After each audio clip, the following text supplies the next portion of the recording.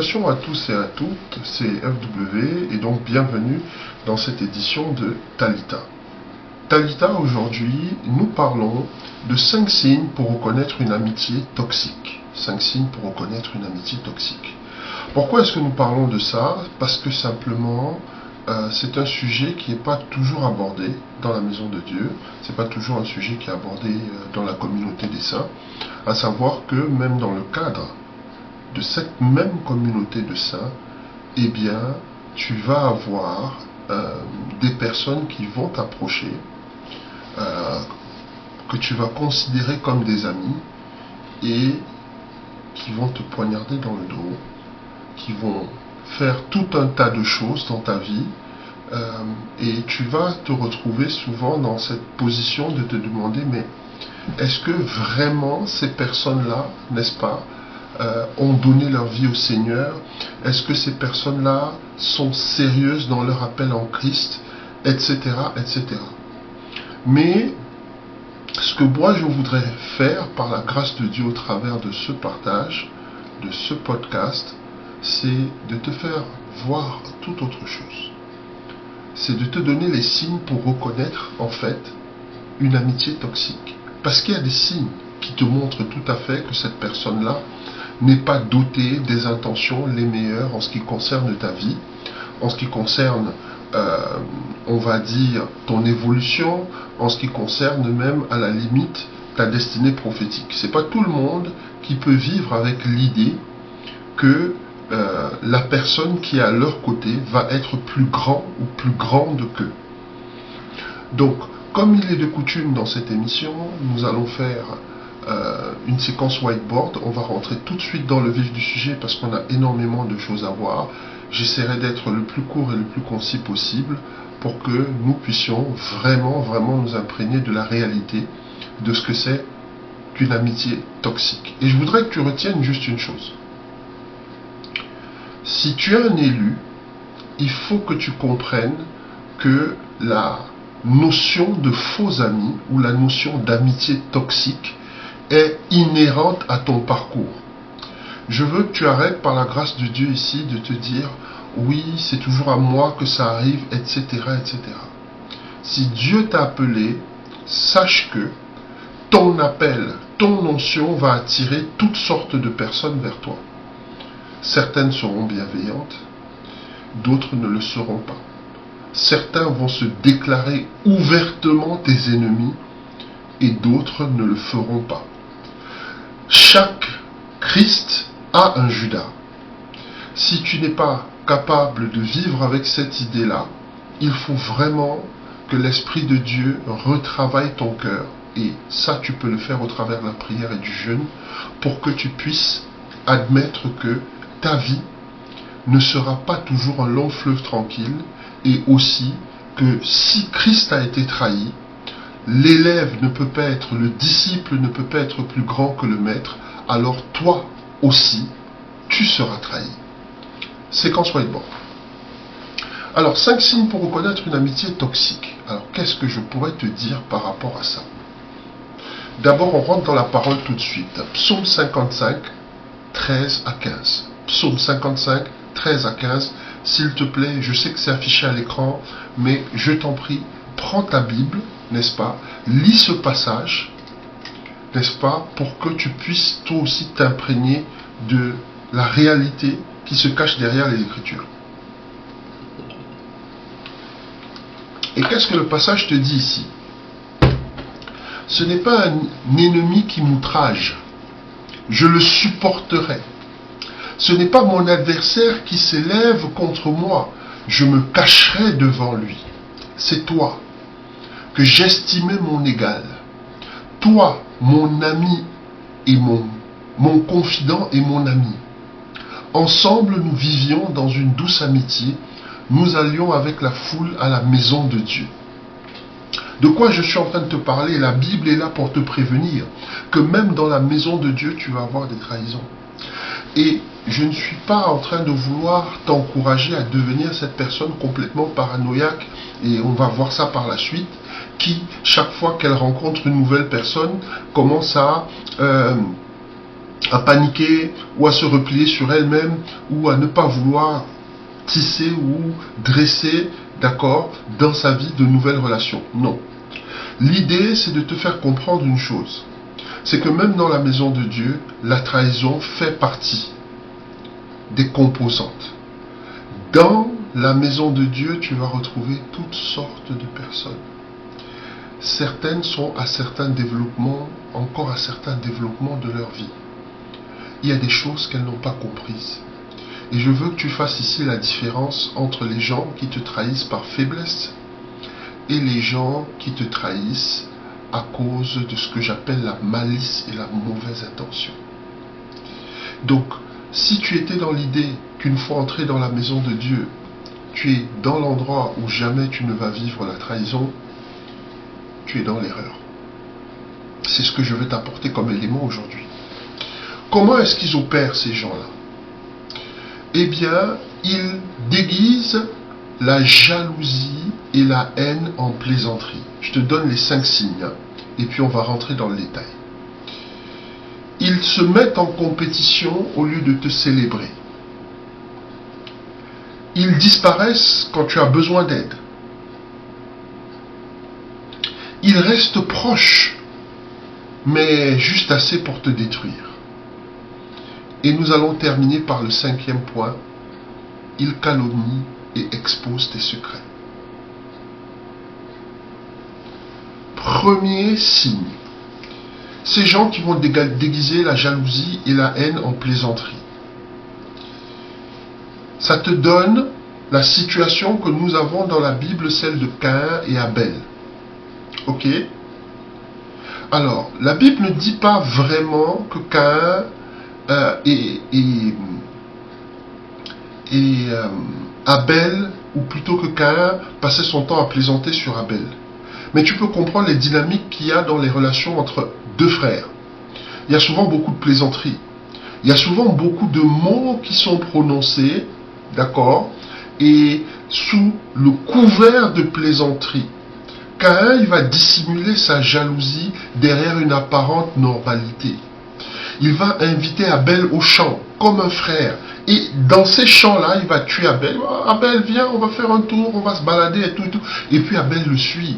Et là-dedans, Abel baisse sa garde parce qu'il est avec son frère. Pourquoi j'insiste là-dessus? Je te parle d'amitié toxique, ça peut aussi être des relations familiales. Je te parle d'amitié toxique, ça peut aussi être des relations amoureuses. Il y a des personnes qui sont dans ta vie, qui vont présenter une apparente normalité. Mais derrière cette normalité, il y a de la jalousie. Et ce qui te permet de déceler cette jalousie tout de suite, c'est le type de blague qu'ils te font. Ils vont souvent t'attaquer en déguisant les choses sous forme de blague. Ils vont souvent te dire ce qu'ils appellent des vérités, mais en fait qui est de la jalousie, mais toujours en masquant ça sous forme de blague. Donc il faut que tu sois très très prudent avec les blagues en fait. Si elles font rire tout le monde et pas toi, il y a un souci.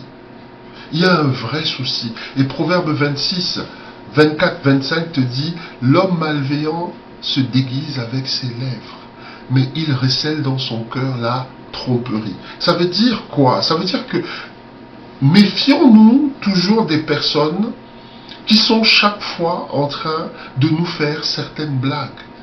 Oui, les amis font régulièrement des blagues, mais si chaque fois la personne sous le couvert de blagues te passe des messages qui sont bizarres, il faut faire très attention. Et je dis ici, les faux amis ou les faux frères masquent souvent leur jalousie derrière l'humour, ce qui rend difficile de discerner leur amertume.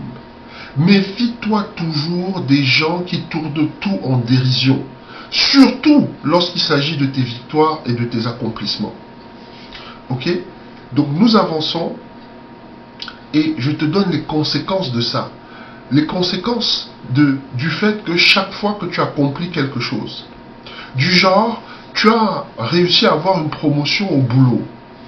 Cette promotion-là, tu appelles ton ami, tu dis, écoute, ouais, j'ai eu une promotion, etc., etc., etc. Et puis cet ami te dit, mais vraiment, pour qu'ils puissent recruter des gens comme toi, ils sont vraiment, vraiment à court de personnel. Ok? Et puis tu sens derrière la blague qu'il y a quelque chose qui ne va pas. Il y a une énergie qui ne va pas. Et généralement, quand la personne fait cette blague-là, ça te laisse souvent un goût amer. Et puis tu te dis, non, mais c'est mon ami, je ne vais pas m'énerver pour rien, etc., etc., etc. Alors que la personne est en fait dans la jalousie, la personne est dans l'amertume. La personne estime que cette promotion-là, tu ne l'as pas méritée.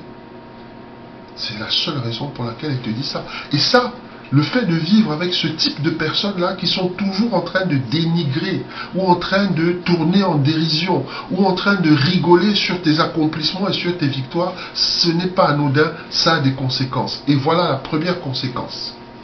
Ça va créer le doute en toi petit à petit. C'est ce genre de personnes-là qui vont induire en toi ce qu'on appelle le syndrome de l'imposteur.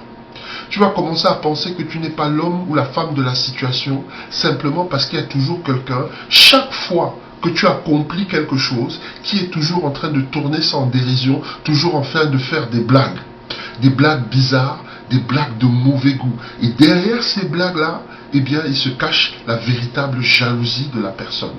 Et tu vas voir que cette personne-là ne pourra pas s'empêcher de faire ces blagues. Tu vas voir que cette personne ne pourra pas s'empêcher de dire chaque fois tout ce qui lui passe par la tête, chaque fois que tu accomplis quelque chose. C'est le signe qui ne te trompe pas.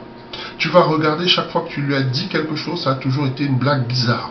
Chaque fois que tu as accompli quelque chose, ça a toujours été une blague douteuse. Chaque fois qu'il s'est passé quelque chose de positif dans ta vie et que tu veux partager ça, la personne accueille toujours ça avec un certain humour. Et toi, tu prends ça pour ce qu'on appelle l'amour vache. Mais derrière cet amour vache-là, en fait, il n'y a pas d'amour du tout. Derrière cet amour vache-là, il n'y a pas d'amour du tout. Il y a de la jalousie, il y a de la haine, il y a de l'amertume. Fais très attention. Deuxième conséquence. Ça va changer tout dans ta vie, parce que si tu as des gens qui sont tout le temps en train de dénigrer ce que tu accomplis, si tu as des gens qui sont tout le temps en train de tourner en dérision ce que tu accomplis, s'il y a des gens qui sont tout le temps en train de se moquer, ça va bouleverser ta pyramide des gratitudes. C'est-à-dire que, puisque tes accomplissements et tes victoires ne sont pas célébrés et reconnus par ton entourage, tu vas commencer à les minimiser. Tu vas commencer à minimiser l'action de Dieu dans ta vie. Tu vas commencer à minimiser la grâce de Dieu dans ta vie. Tu vas commencer à minimiser la bénédiction de Dieu dans ta vie.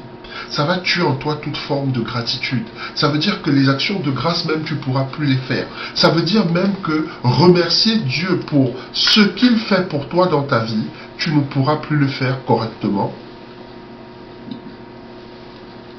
Parce que tout simplement, tu as des personnes dans ton entourage qui sont là pour te dénigrer et te tourner en dérision. Donc fais très attention à ces personnes-là. Parce que les garder dans ta vie, voilà déjà les conséquences. Après les blagues, tu rentres à la maison, tu as la boule au ventre, tu te dis oui, mais pourquoi il m'a dit ça? Vraiment, lui aussi, il exagère. Vraiment, elle aussi, elle exagère. Elle n'est pas sympa. Franchement, je m'attendais à un meilleur accueil. Après ce que j'ai réussi à accomplir quand même, c'est pas tous les jours qu'on a des promotions au boulot, etc. Bon, mais c'est mon ami, je vais pas m'attarder dessus. Et pourquoi tu ne t'attardes pas dessus? Et je vais te dire pourquoi tu ne t'attardes pas dessus. Parce que derrière, à côté de la personne, fait aussi des bonnes choses. Oui, ce genre d'amis-là, ce n'est pas des amis qui sont totalement négatifs. Ce sont des amis qui t'apportent des cadeaux, ce sont des amis qui sont la plupart du temps de bonne compagnie. Ce sont des amis avec lesquels on passe du temps ensemble. Du coup, on fait la balance, on se dit oui, bon, son humour est douteux, mais je lui pardonne. Parce que de l'autre côté, il s'occupe quand même bien de moi. Il était à mon anniversaire où elle m'a apporté, elle allait faire des courses, elle m'a apporté, je sais pas moi, une belle paire de chaussures, elle m'a offert ça en cadeau, c'était super sympa, etc., etc. Mais tu sais pas dans quel esprit elle t'a offert la paire de chaussures. Possible que la paire de chaussures, en fait, c'est quelque chose qu'elle a eu gratuitement, dont elle ne voulait absolument pas dans sa garde-robe. Elle s'est dit, ah, j'ai un dépotoir là-bas, je vais aller lui filer. L'énergie derrière laquelle elle t'offre ces choses-là, et comme toi tu es dans la gratitude et que tu penses que tout le monde est comme toi, c'est-à-dire que quand tu fais un cadeau à quelqu'un, tu fais vraiment ce cadeau avec ton cœur. Tout le monde ne te fait pas des cadeaux avec le cœur, même tes propres amis. Fais très attention aux cadeaux d'ailleurs. Et je te donne le troisième élément. Le troisième élément au niveau des conséquences, c'est que ça va détruire ton estime personnelle et ton ego. Quand je parle d'ego ici, je suis en train de te parler de la façon dont tu te conçois, l'image que tu as de toi-même. D'accord? Donc, je dis ici sur le slide, tout ce travail de sape et de minage de ton mental va finir par aboutir à quelque chose de terrible. Dès les premiers revers de fortune ou les premières difficultés, ton estime perso et ton ego vont partir en vrille rapidement.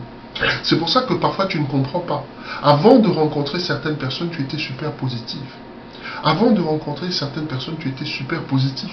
Avant de rencontrer certaines personnes, tu avais un mental pratiquement en métal. Rien ne pouvait t'ébranler. Et puis depuis que ces personnes sont dans ta vie, tu es devenu vraiment trop sensible. Tu es devenu vraiment trop fragile. Tu n'arrives plus à avoir le même drive et la même force que tu avais auparavant. Et tu as commencé à associer ça au fait que tu prends de l'âge. Tu as commencé à associer ça au fait que, oui, effectivement, vu que tu n'évolues plus dans les mêmes circonstances qu'avant, tu t'es un tout petit peu ramolli. Mais tu ne t'es pas ramolli. C'est ton entourage qui est en train de travailler ton mental. C'est ton entourage qui est en train de te détruire. Fais très attention à ton entourage. Écoute bien les paroles que les gens disent autour de toi. Ne prends rien à la légère, mais ne prends rien trop au sérieux non plus. Avec ton entourage, avec tes amis, il faut que tu aies ce côté-là où, n'est-ce pas, comme on dit, la confiance n'exclut pas le contrôle. Tu dois pouvoir contrôler leur état d'esprit régulièrement. De la même manière que tu peux avoir ta voiture, de temps en temps, il faut la mener au contrôle technique. De temps en temps, il faut faire contrôler la pression des pneus. De temps en temps, il faut faire une révision. C'est de la même manière que tu dois observer ton entourage. Parce que les gens peuvent commencer avec toi dans un très bon esprit. Et puis quand ils regardent la trajectoire de ta vie et qu'ils voient que tu vas commencer à les dépasser, à être meilleur qu'eux, ils peuvent changer du tout au tout. Et je te donne le deuxième élément. Ils se mettent en compétition au lieu de te célébrer. De quoi est-ce que je parle ici? La photo là sur le slide est suffisamment éloquente. C'est des personnes qui vont pratiquer exactement ce que Saül a fait avec David. Tu vois, l'histoire de Saül et de David, elle est assez particulière. Je t'invite à lire 1 Samuel, le chapitre 18 et le chapitre 19. Ok? Saül, il va inviter David au palais. Souviens-toi. Il va dire, ah oui, mais David c'est mon petit, il faut qu'il vienne au palais.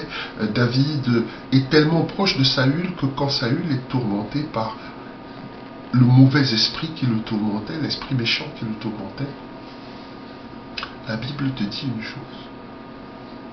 David venait et jouait de la harpe et ça pesait, n'est-ce pas, Saül, parce que David faisait de la louange prophétique. Je te donne la révélation aujourd'hui, ce n'était pas seulement de la musique que David faisait, il faisait de la louange prophétique, et la louange prophétique a toujours un effet sur les mauvais esprits parce qu'elle les chasse automatiquement, parce que la louange prophétique fait descendre la gloire de Dieu.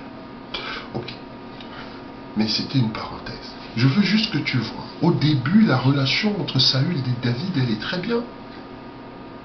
Saül aime David, mais tant que David reste dans l'ombre. Je répète, Saül aime David, mais tant que David reste dans l'ombre. Quand David a commencé à avoir du succès au niveau des batailles, les gens ont commencé à chanter, Saül a tué 100, David a tué 1000, etc., etc. Saül a commencé à détester David. C'est pour ça que je te disais tout à l'heure, parfois tu peux avoir des amitiés qui peuvent commencer très bien. Qui peuvent commencer très bien. Et puis après en route ça change. Et moi je t'invite aujourd'hui par la grâce de Dieu à être de ces personnes-là qui contrôlent leur entourage. Comme je t'ai dit, la confiance n'exclut pas le contrôle. Je répète, la confiance n'exclut pas le contrôle. 1 Corinthiens 13,4 te dit, l'amour n'est pas envieux. Quand je te parle des gens qui rentrent en concurrence au lieu de te célébrer. Ce sont des personnes qui, dans la vie de tous les jours, quand tu vas accomplir quelque chose, tu achètes une nouvelle voiture. Tu viens, tu dis, ah, vraiment, ma soeur ou mon frère, regarde, Dieu m'a béni, et grâce à la bénédiction, j'ai pu m'acheter une nouvelle voiture, etc. Dieu est vraiment trop grand. Viens, on va célébrer ensemble. Personne te dit, ah oui, ben, elle est belle ta voiture. Moi aussi, j'ai voulu acheter cette voiture-là, etc. Mais j'ai estimé que vraiment, ce n'était pas une très très bonne voiture. Il manque certaines options. J'ai trouvé que le moteur n'était pas assez puissant. Mais sinon, c'est une bonne voiture. Hein. Ok. Quand tu as ce genre de retour-là, d'accord? Quand tu as ce genre de retour-là, fais très très attention. Fais très très attention. Cette personne-là n'est pas ton ami. Parce que la Bible te dit, 1 Corinthiens 13,4, l'amour n'est pas envieux. L'amour n'est pas envieux. Pourquoi est-ce que lorsque tu lui dis que tu as acheté une voiture, la personne commence à te dire qu'elle-même a voulu avoir cette voiture, mais qu'elle a estimé que cette voiture n'était pas digne d'elle? C'est pour te montrer en fait que oui, bon, Dieu t'a béni, tu as pris ça, mais moi j'aurais jamais pris ça en fait, parce que je suis meilleur que toi, parce que j'estime que je mérite mieux dans ma vie. Les gens qui rentrent en concurrence au lieu de te célébrer. Les gens, fais très attention. Et il y a plusieurs manières. Ça, je te donne juste un extrême. Si tu vas, n'est-ce pas, chez ton ami, ok, et que tu retrouves chez lui les meubles qu'il y a chez toi. Je ne dis pas que vous êtes allés acheter ensemble. Je dis qu'il est arrivé chez toi, il a vu les meubles, il a voulu acheter les mêmes, voire la même version, mais améliorée. Fais très attention. Tu t'achètes une nouvelle télé, lui aussi va s'acheter une nouvelle télé. Tu changes de voiture, elle aussi change de voiture. Tu as acheté des nouvelles chaussures ou tu t'es fait plaisir, un nouveau sac. Bizarrement, il y a quelqu'un, ton ami, entre guillemets, qui achète aussi un nouveau sac. Je dis fais attention. Fais attention, mon frère, ma soeur, si tu es dans cette dynamique-là. Ne te dis pas que c'est de la jalousie positive. Je sais qu'on utilise parfois ces termes-là. Oui, c'est de l'émulation. C'est parce qu'elle veut trop être comme toi. Non. C'est parce qu'elle veut absolument démontrer qu'elle est meilleure que toi. Parce que chaque fois qu'elle est en ta présence, cette personne-là, il y a un sentiment d'infériorité qui se manifeste.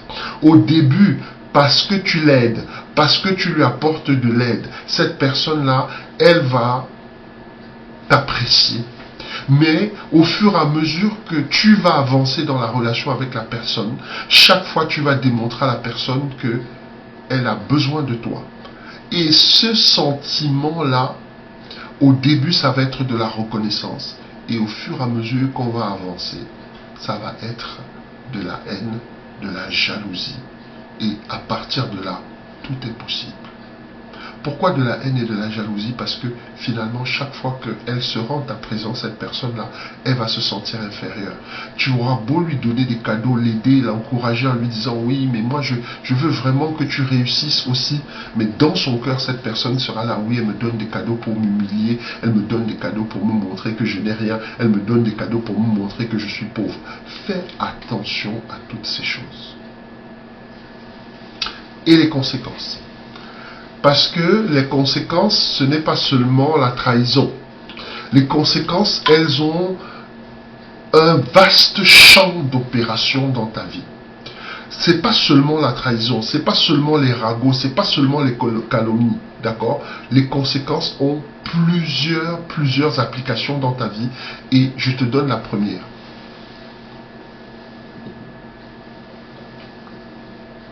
La première, c'est que tu vas vivre dans un climat de compétition perpétuelle.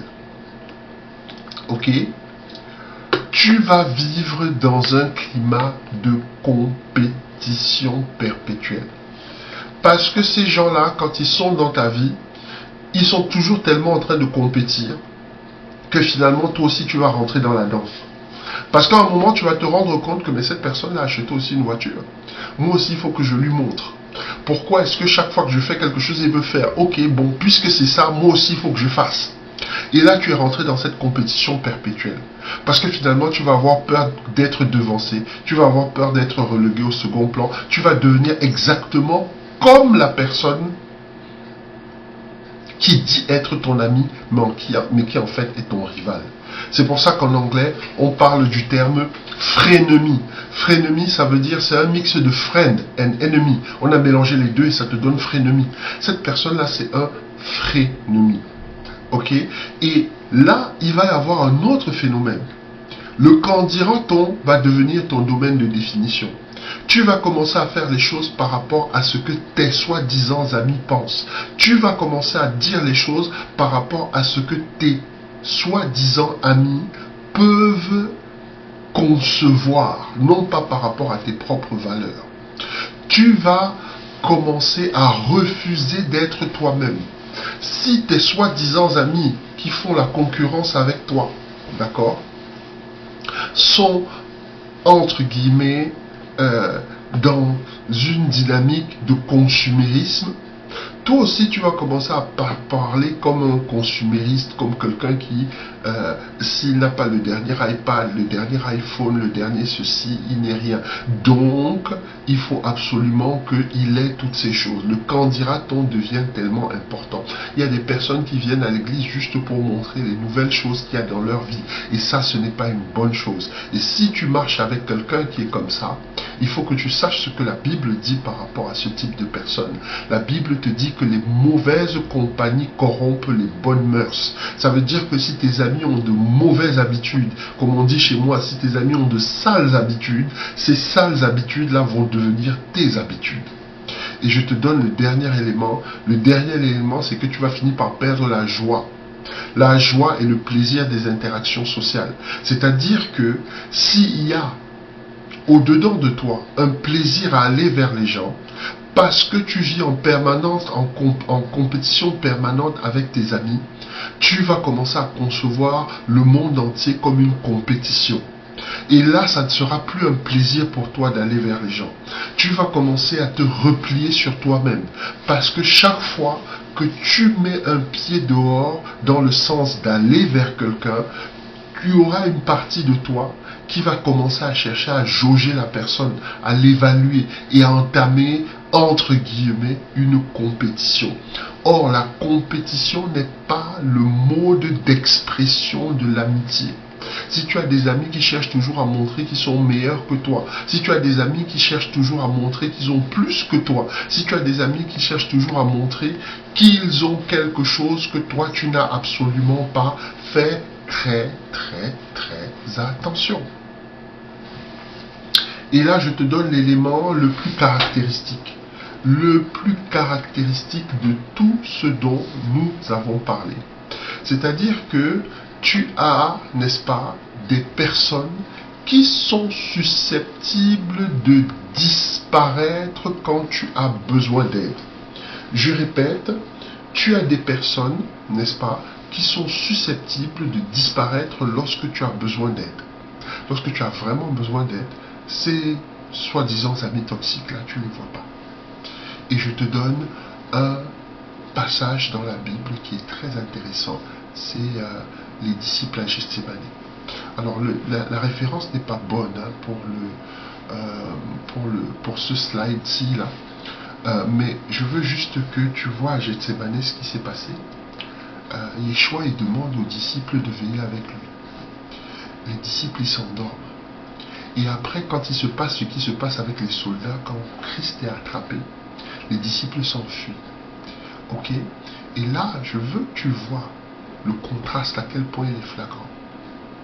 Quand il fallait faire les miracles, quand il fallait rendre le ministère, ils étaient ensemble. Quand il fallait faire la fête, quand il fallait manger ensemble, boire ensemble, il avait de la compagnie, le Christ. Et puis tout à coup, au moment où il a le plus besoin d'aide, il n'y a personne autour de lui. Et c'est là que j'attire ton attention sur une chose. Tu sais, je te disais en début de ce podcast que les gens tu dois pouvoir faire une différence. D'accord? Il y a des gens qui sont parfois faibles. C'est-à-dire que quand les tempêtes de ta vie éclatent, ces personnes-là, elles sont faibles. Donc, elles ne peuvent pas résister comme toi tu résistes, parce que les tempêtes de ta vie, Dieu t'a équipé pour ces tempêtes. Il t'a équipé pour ces tempêtes, mais il n'a pas équipé ces gens-là. Donc, ce qui va arriver, c'est que quand la tempête va se lever dans ta vie, il y a des gens qui vont te laisser tomber. Il y a des gens qui vont te tourner le dos. Il y a des gens qui vont te trahir. Mais par la grâce de Dieu, il faut que tu fasses la différence entre quelqu'un qui te trahit parce qu'il est faible et qui n'arrive pas à supporter. Si, je te donne un exemple, tu peux avoir aujourd'hui, tu peux être atteint d'une maladie incurable, etc. Et la personne qui partage ta vie te dit non, moi je voudrais bien rester. Après quelque temps, après avoir supporté un certain nombre de temps, la personne te dit non, je voudrais bien rester, mais je ne peux pas. Je ne peux pas vivre dans ces conditions. D'accord? Parce que c'est ton combat, c'est ta maladie. Il faut laisser la personne partir. Il ne faut même pas lui en vouloir parce que cette personne aura supporté le temps qu'elle a pu. C'est la même chose qui s'est passé avec les disciples à Gethsémani. C'est pas parce que vraiment, c'est parce qu'ils étaient faibles comparé à la situation. C'était quelque chose qu'ils n'avaient jamais vécu. Ils étaient même traumatisés de voir leur maître être torturé, etc., etc., etc., etc. Donc, quand je dis torturé, c'est dans le sens où, à la croix après. Mais ce que j'essaye de te montrer, c'est qu'à Gethsémani, Christ leur dit de veiller, ils s'endorment. Ils s'endorment parce qu'ils sont fatigués. Pas de fatigue tellement, mais parce que les esprits et le combat qu'il y a dans le spirituel ne leur permet pas de résister. Et il y a des gens comme ça dans ta vie qui vont te trahir parce que l'ampleur des combats ne leur permet pas de tenir le coup. Donc je te donne ces éléments-là pour que tu comprennes bien une chose dans ta vie. D'accord? Dans la vie que nous menons ici, là, nous avons un destin. Nous avons un chemin. Ok? Ce chemin-là, malheureusement, nous devons l'emprunter seul, parfois. C'est pour ça que je te disais que quand tu rentres dans la maison de Dieu en tant qu'élu, il faut que tu comprennes qu'à un moment ou à un autre, il va se passer des choses et il y a des gens qui vont te tourner le dos. Il va se passer des choses et il y a des personnes qui vont te trahir. Mais il ne faut pas que tu en veuilles à ces personnes. Mais il faut que tu comprennes simplement une seule chose. Et ça, c'est ce qui est la vérité pour tous les leaders. À un moment ou à un autre, on va te tourner le dos. Ce n'est qu'une question de temps. On l'a fait pour Christ, on le fera aussi pour toi. Ok? Donc, je te dis ici, Proverbe 17, 17, un ami aime en tout temps. La vérité dans ce passage-ci, c'est que généralement les amis toxiques, comment ça se manifeste dans la vie de tous les jours? Parce que les disciples à Gethsémani, c'est quand même un extrême. Dans la vie de tous les jours, voilà comment ça se manifeste. Tu vas avoir des personnes, elles sont avec toi. Ok, ça se passe bien. Et puis, je ne sais pas moi, tu tombes malade. Quand tu tombes malade, tu leur envoies des messages en disant ouais, je suis hospitalisé et tout et tout et tout. Ah ouais, je passerais bien te voir, mais tu vois, je suis occupé, le boulot, machin, la famille, etc., etc. Et la personne ne passe pas.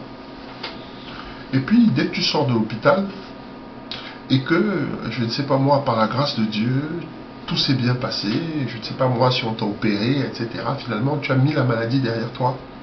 Et tu organises une grande fête en invitant tout le monde. Ok? Devine qui sera à la fête. Devine qui va faire la fête plus que tout le monde, qui va boire plus que tout le monde, qui va danser plus que tout le monde. Ce sera ces personnes-là qui t'ont tourné le dos et qui ne t'ont pas du tout soutenu quand tu étais hospitalisé. Je veux que tu gardes ça dans un coin de ta pensée. Je veux que tu gardes ça dans un coin de ta tête. Les amis toxiques, ce sont les amis qui, quand tu as vraiment besoin de leur aide, ils ne sont pas là. Par contre, quand il faut faire la fête, quand tu es bien, quand ça se passe bien, ils vont toujours frapper à ta porte. Et les conséquences de ça, parce qu'il y a des conséquences, malheureusement, quand tu as ce type de personnes-là, les gens sur qui tu ne peux pas compter en fait, quand tu as des amis sur qui tu ne peux pas compter, ça va ouvrir des blessures de ton passé. Tu vois, se sentir abandonné, je dis ici dans le slide, se sentir abandonné en cas de besoin peut réactiver les traumatismes de l'enfance ou les trahisons passées. Vous mettant, lorsque vous êtes en contact de ces personnes dans une position de faiblesse et d'inconfort moral. De faiblesse et d'inconfort moral, pourquoi?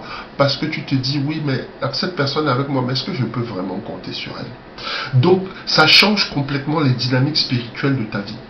Tu commences à regarder ton entourage plus que à regarder à Dieu. Et moi, je viens te dire ce matin, les amis toxiques, c'est une chose, mais au-dessus des amis toxiques, il y a Dieu. Et Dieu, lui, ne va jamais t'abandonner. Il ne va jamais te tourner le dos. Ne te mets pas avec des gens et que tu cherches désespérément à garder dans ta vie parce que tu as peur d'être seul.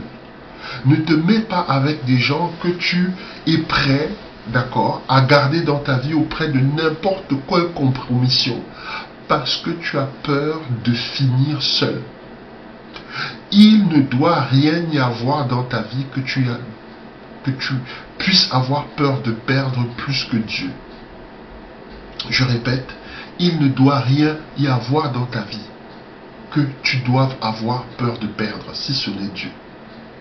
Pourquoi? Parce que finalement, la réalité de cette amitié-là, ou la réalité de cette relation, il y a des gens qui sont dans des relations amoureuses, tu n'arrives même pas à dire un seul mot parce que tu as peur de fâcher la personne et que la personne s'en aille. Tu n'arrives même pas à dire la vérité à la personne quand elle a tort parce que tu as peur de fâcher la personne et que la personne s'en aille. Si tu es dans cette dynamique-là, sache d'abord que cette relation-là, elle ne va pas durer bien longtemps. Ça, c'est le premier point. Le deuxième point, c'est simplement que en fonctionnant comme ça avec cette personne-là, tu ne vas pas t'attirer ses faveurs, tu vas t'attirer son mépris.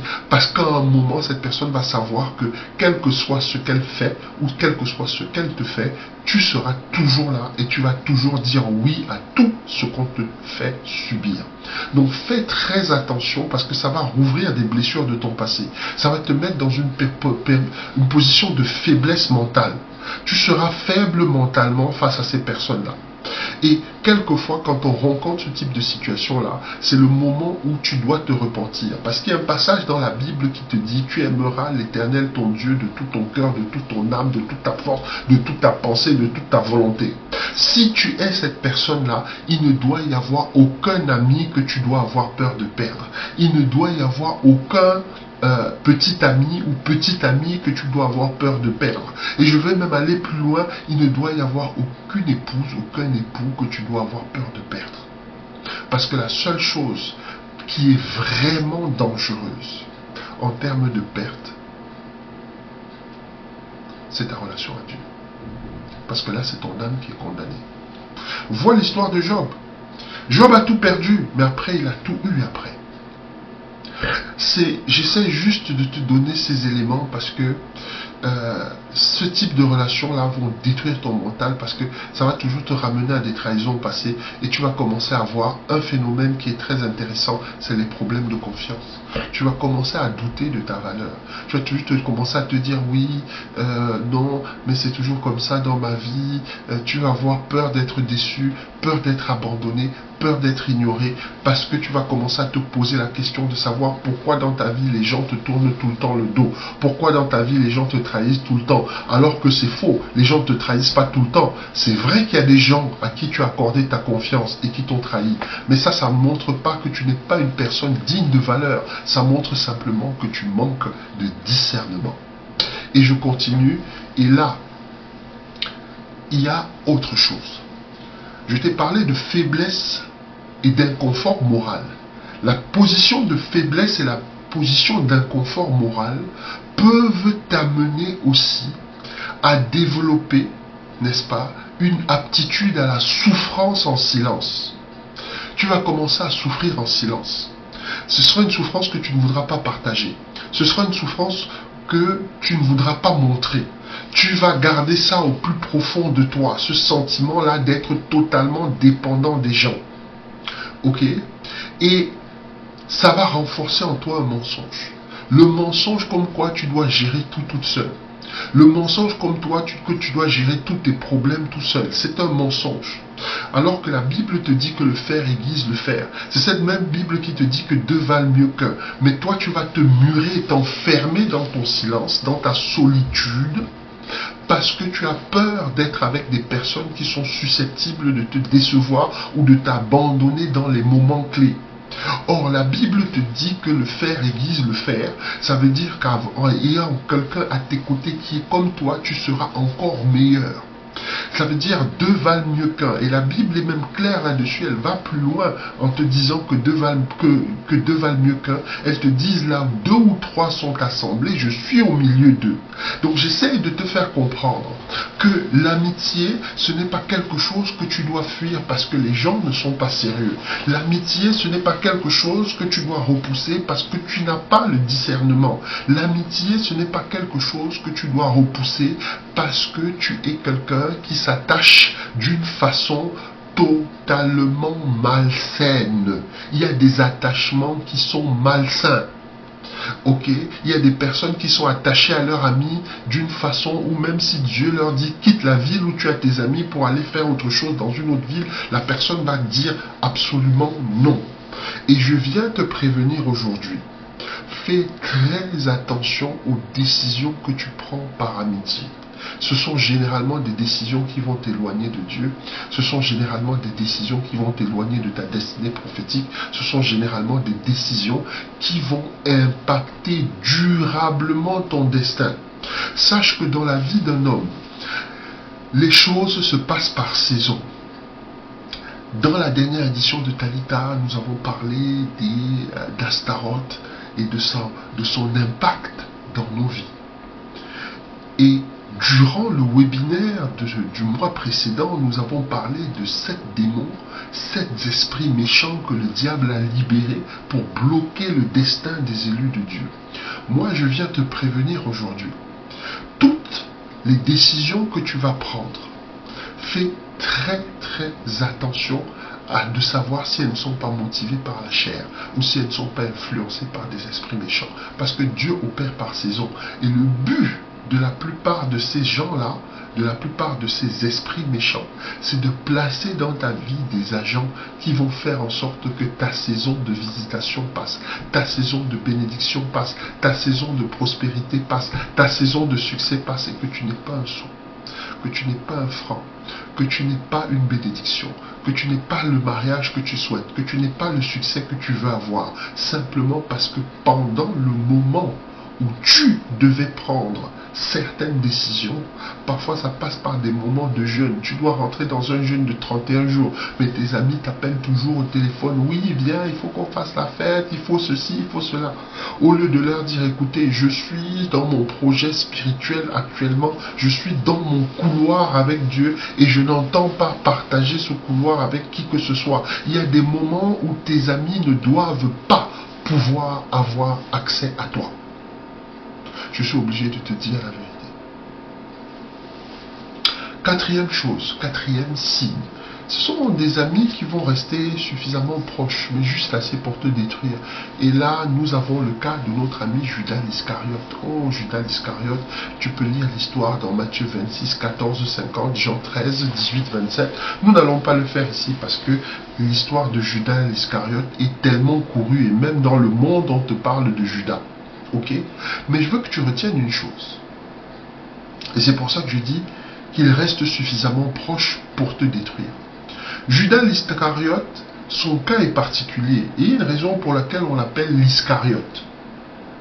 Ok, le nom Judas ne veut pas dire trahison, contrairement à ce que le monde... Non. Judas, quand on te dit l'Iscariote, il faut comprendre ce que c'est qu'un Iscariote. Les Iscariotes, c'était une frange de la population hébreuse. Cette frange de la population hébreuse avait une interprétation bien particulière du retour du Messie. Parce que le Messie, pour eux, était un général. Le Messie, pour eux, était un homme de guerre. Le Messie, pour eux, était quelqu'un qui devait libérer Israël militairement, politiquement et administrativement. C'était quelqu'un qui devait avoir une puissance incroyable, non seulement mystiquement, spirituellement, mais c'était aussi quelqu'un qui devait être un homme d'armes. Et voici que Judas l'Iscariote se retrouve confronté à un Christ qui dit, si on te gifle de la joue gauche, tends la joue droite. Qui se retrouve confronté à un Christ qui arrive et qui dit, aimons-nous les uns les autres, aimez même vos ennemis. Et Judas l'Iscariote, tout cet enseignement-là challenge en fait ses croyances profondes. Parce qu'il marchait avec Christ, parce qu'il savait que Christ était effectivement le Messie. Alors Judas l'Iscariote a pris la décision de trahir le Christ en pensant que ça allait changer le cours de son état d'esprit, le cours de sa vie et qu'il allait enfin devenir l'homme de guerre qu'il devait être.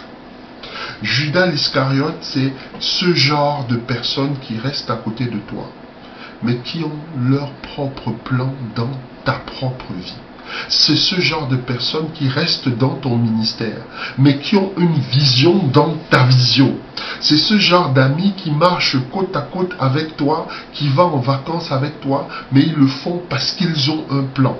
Le plan qu'ils ont, tu finiras par le découvrir plus tard.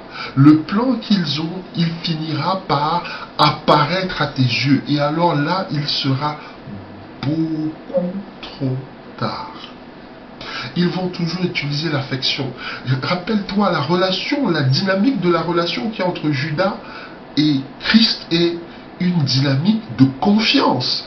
Christ lui a quand même confié sa bourse. C'est lui qui gère, c'est lui le trésorier, c'est lui le comptable de Christ. Est-ce que tu peux voir le niveau de confiance qu'il avait en Judas? Mais Judas avait d'autres plans. Judas avait d'autres projets. Et méfie-toi des personnes qui, dans ta vie, ont déjà fait des plans. Dans ta vie, ils ont déjà tissé quelque chose. Ils ont un rôle que tu dois jouer. Peut-être que c'est toi qui dois être la personne qui leur apporte tout le temps de l'argent. Peut-être que c'est toi qui dois être la personne, et ça on voit ça souvent, qui leur apporte tout le temps des conseils. Il y a des gens comme ça, ils restent avec toi, pas parce qu'ils t'aiment, mais parce qu'ils reconnaissent ton intelligence. Ils reconnaissent que tu as une sagesse qui est supérieure. Donc ils sont à tes côtés, ils se passent. Ils se déguisent en amis, mais ils sont à tes côtés juste pour pouvoir t'exploiter et finalement te détruire lorsque tu ne vas plus du tout remplir le rôle qu'ils ont prévu.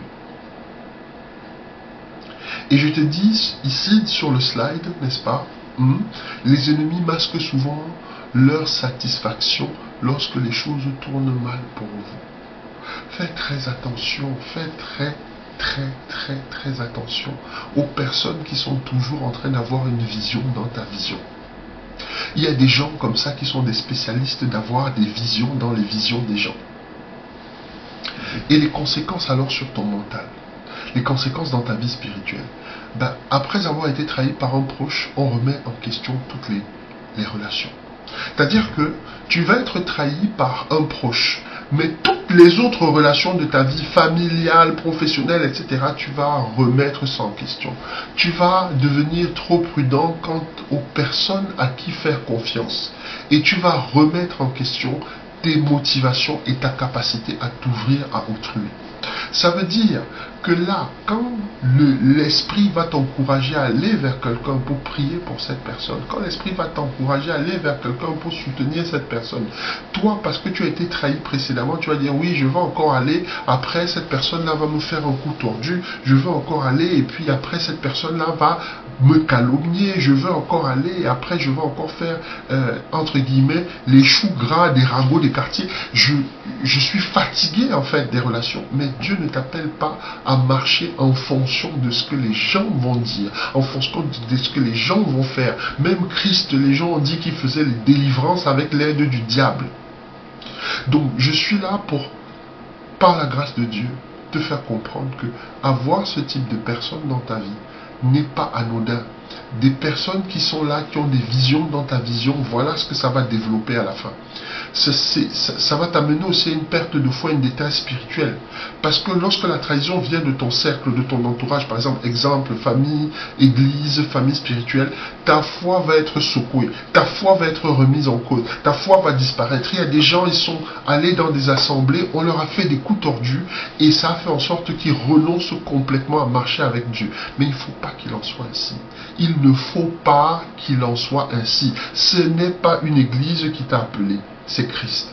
Ce n'est pas un pasteur qui t'a appelé, c'est Christ. Ce n'est pas une communauté qui t'a appelé, c'est Christ. Et si c'est Christ qui t'a appelé, alors continue à suivre Christ et accroche-toi à Christ. Autre chose que ça va faire, ça va créer des pensées limitantes. Oui, ça va créer des pensées limitantes.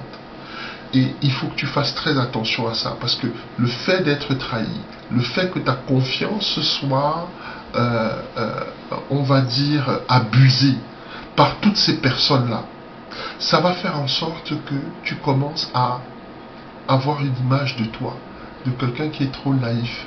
Toi, tu vas te dire, mais pourquoi je suis tout le temps comme ça? Pourquoi c'est à moi que ça arrive tout le temps? Qu'est-ce qui se passe dans ma vie? Oh mon Dieu, vraiment, je n'aime pas comment je suis, etc. Et là, on est déjà dans les pensées limitantes. Quand les pensées limitantes vont avoir un certain niveau, on ne va pas être loin de la dépression. Quand la dépression va atteindre un certain niveau, on ne va pas être loin des pensées suicidaires. Voilà le processus en fait. Bon, je te donne le 5e signe. Et c'est sur ça qu'on va terminer. Ce sont des gens qui vont vous calomnier et qui vont exposer vos secrets. Et là, tu as la dynamique entre Dalila et Samson. D'accord? J'avais déjà eu tout un enseignement toujours ici dans le cadre de Talita où je t'ai parlé de Samson et de Dalila et comprendre exactement les mécaniques qu'il y avait dans la vie de Samson et les relations qu'il avait avec Dalila. D'accord? Et je veux ici que tu vois certaines dynamiques. Tu vas voir, et là c'est dans le cadre amoureux, mais dans le cadre de l'amitié, on voit ça tout le temps. Tu arrives, tu confies quelque chose de très important et à un ami ou un frère ou une sœur en Christ.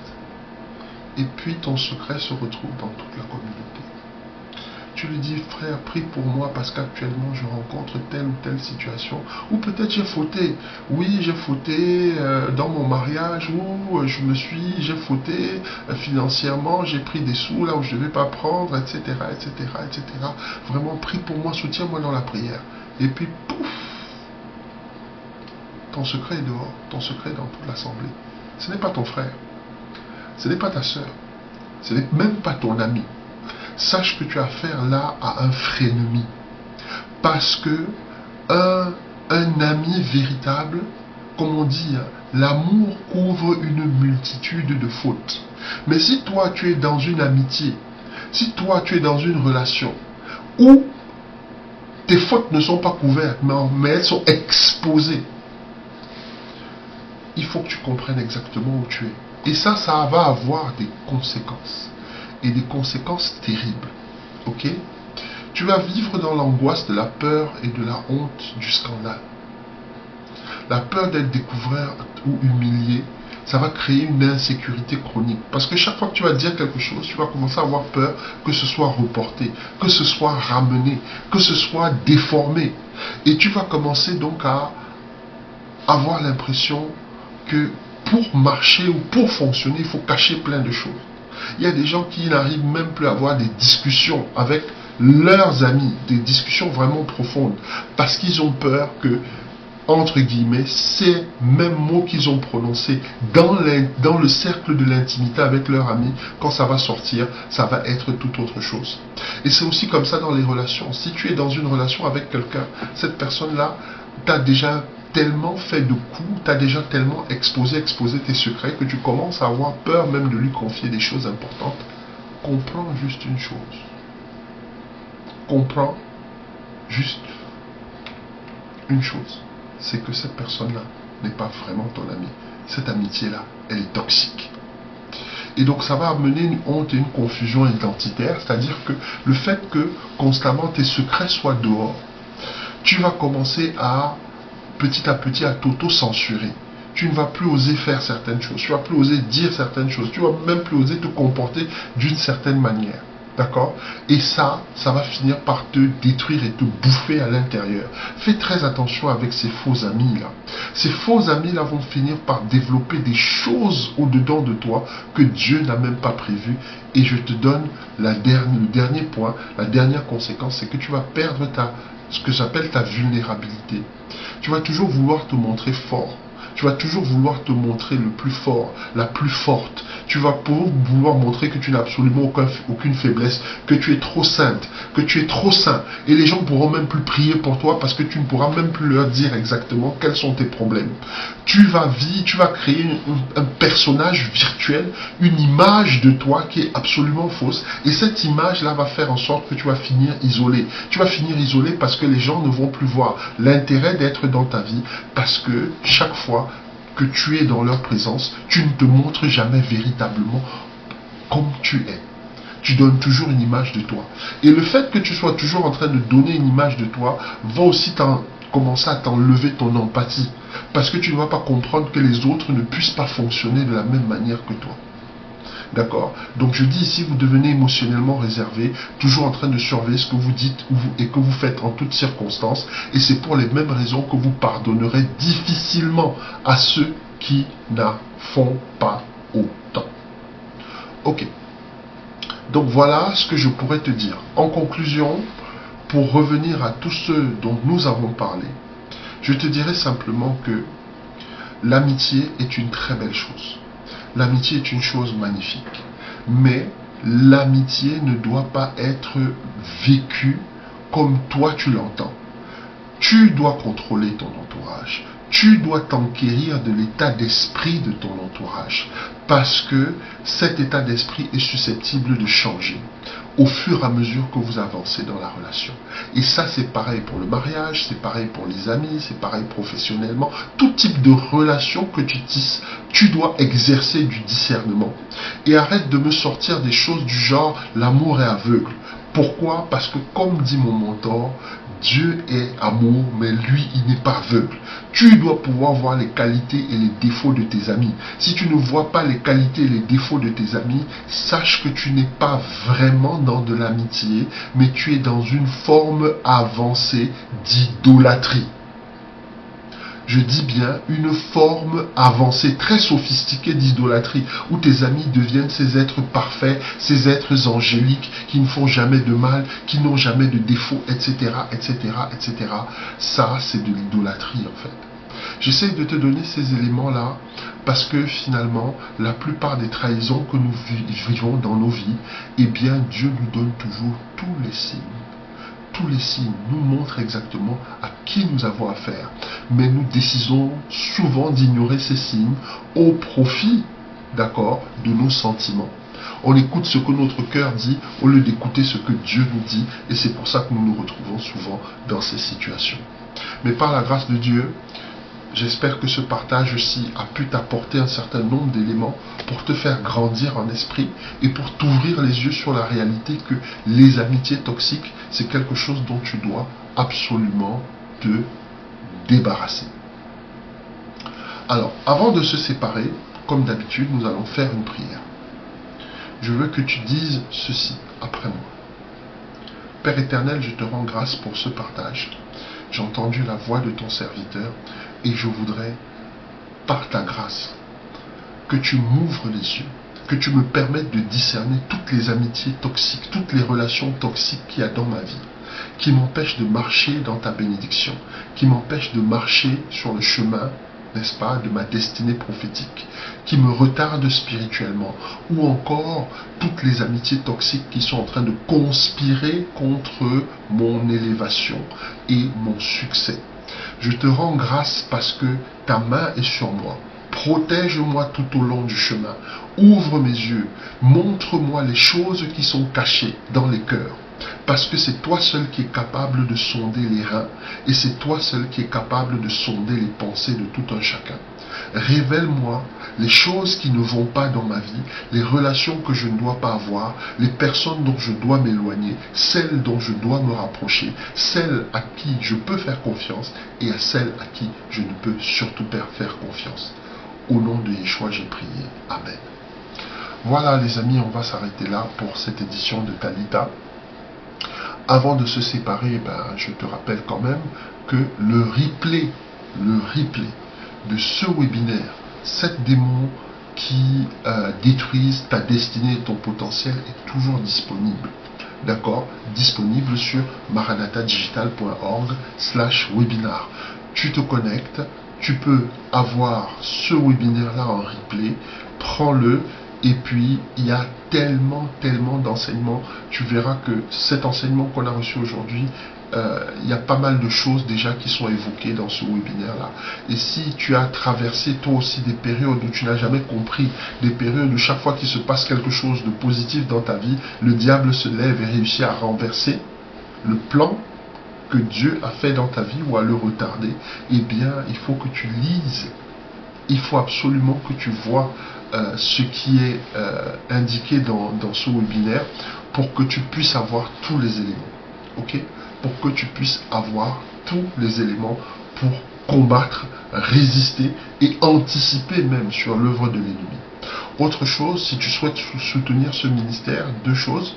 Tu peux soit flasher le QR code qui est là à l'écran, n'est-ce pas, qui est par là, que tu as juste là, ou encore il y a le lien pour soutenir le ministère, si tu veux faire une offrande, si tu veux soutenir ce que nous faisons ici dans Maranatha Digital. Et voilà, donc on va se quitter sur ces termes-là.